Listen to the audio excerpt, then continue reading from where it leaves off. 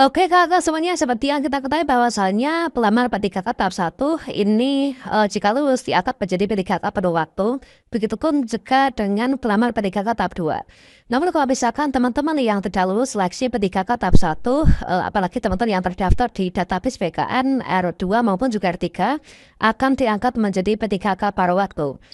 Dan di tahun 2025 ini nanti hanya ada 3 jenis kepegawaian saja ya, yaitu ada PNS, P3K, dan juga P3K paruh waktu. Pada video ini saya akan menyajikan informasi terbaru yaitu hasil rakor terbaru penentu nasib honorer 2025, yaitu terkait tentang gaji dan tunjangan P3K paruh waktu, kemudian jadwal penyerahan SK P3K paruh waktu dan juga P3K penuh waktu.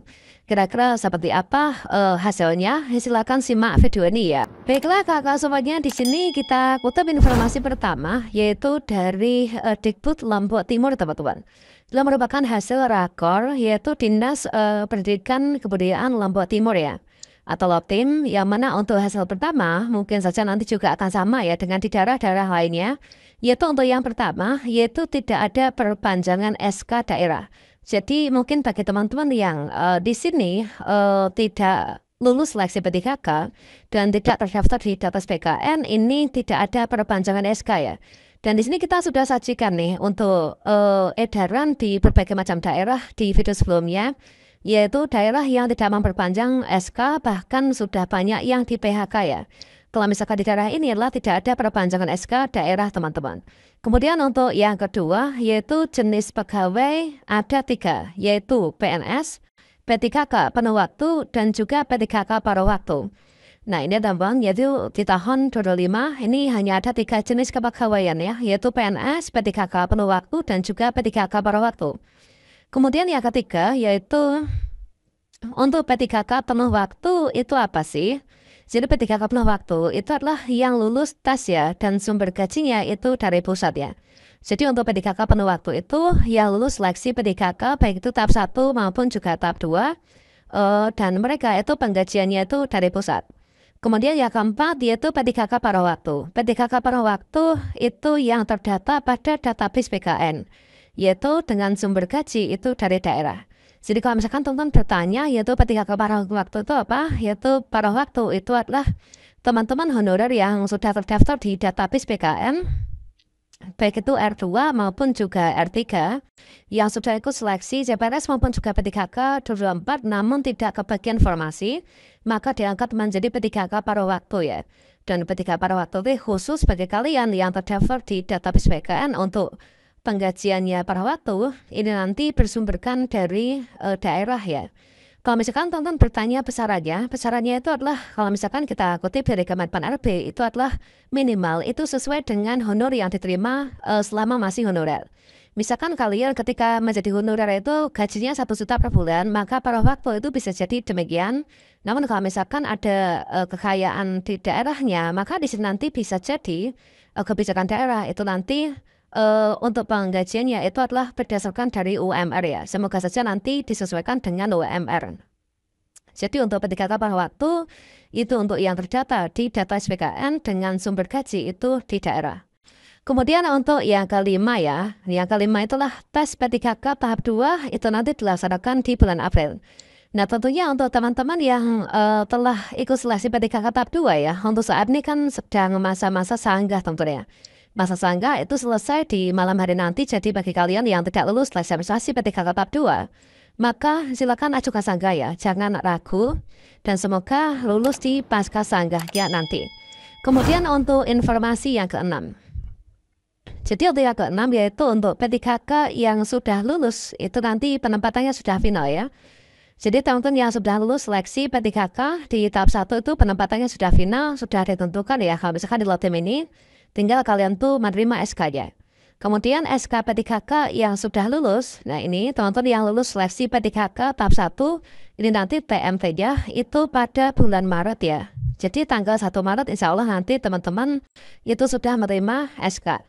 Dan TMT-nya itu tanggal itu. Sama halnya juga dengan di Pariaman ya. Pariaman itu TMT-nya juga 1 Maret dan sudah diserahkan SK-nya kepada tanggal 19. Dan untuk Buleleng itu juga TMT-nya Maret ya. Begitu juga dengan di Kepulauan Riau itu juga 1 Maret. Nah, berikutnya ini yang nomor 8 ini yang teman-teman pemia sangat tunggu ya, yaitu untuk SK P3K pada waktu. Nah, untuk SK P3K pada waktu itu nanti bulan Juli ya, itu nanti akan dirapel dari bulan Januari.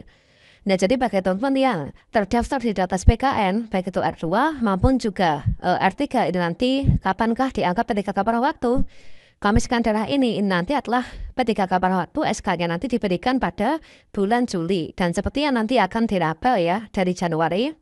Nah, kemudian P3K yang saya bilang yaitu P3K pada waktu nanti dapat diangkat ya menjadi P3K penuh waktu.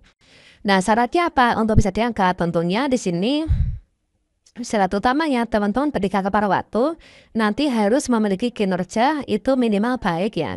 Karena apa? Karena meskipun nanti kita diangkat P3K pada waktu, nanti akan ada penilaian kinerja ya yang ada biasanya tuh di kinerja PKN. Kalau misalkan nanti dari penilaian kinerja SKP itu nanti kelakuan kita baik ya, kinerja bukan hanya kelakuan ya, tapi kinerjanya baik, maka teman-teman nanti akan bisa diangkat menjadi P3K penuh waktu ketika anggaran di daerah kita ini sudah tersedia dan juga terdapat formasi yang kosong ya. Nah, kemudian yang ke-10 ya inilah terkait tentang PUSP nih, yaitu bulan Maret sampai dengan April PPK nanti akan turun ke sekolah untuk periksa, yaitu PUSP 2024 ya. Jadi fokusnya itu di pajak dan juga belanja modal ataupun juga aset. Inilah untuk informasi yang mungkin teman-teman diperlukan, dan untuk P3K pada waktu nanti bulan Juli insya Allah sudah menerima SK. Dan kalau misalkan di sini kita kutip contoh SK yang sudah dikeluarkan dari Kota Pariaman ya, kemarin tanggal 19 itu adalah di sini kita bisa lihat ternyata untuk SK P3K 2025 itu sudah sampai dengan batas usia pensiun ya. Jadi ini contohnya untuk TMT yang 1 Maret ya. Jadi TMT-nya 1 Maret sampai dengan batas usia pensiun. Kemudian informasi penting yang kita dapatkan dari SK ini, dari Pariaman ya, ini bahwasannya kalau misalkan teman-teman itu ijazahnya SMA atau SLTA sederajat, maka di sini nanti masuknya itu ke golongan 5. Golongan 5 itu gajinya berapa? Golongan 5 itu gaji pokok yang tertera di SK itu tersedia sesuai dengan keputusan Presiden ya, yaitu di sini Rp2.511.500. Ini gajinya 2,5 juta ya.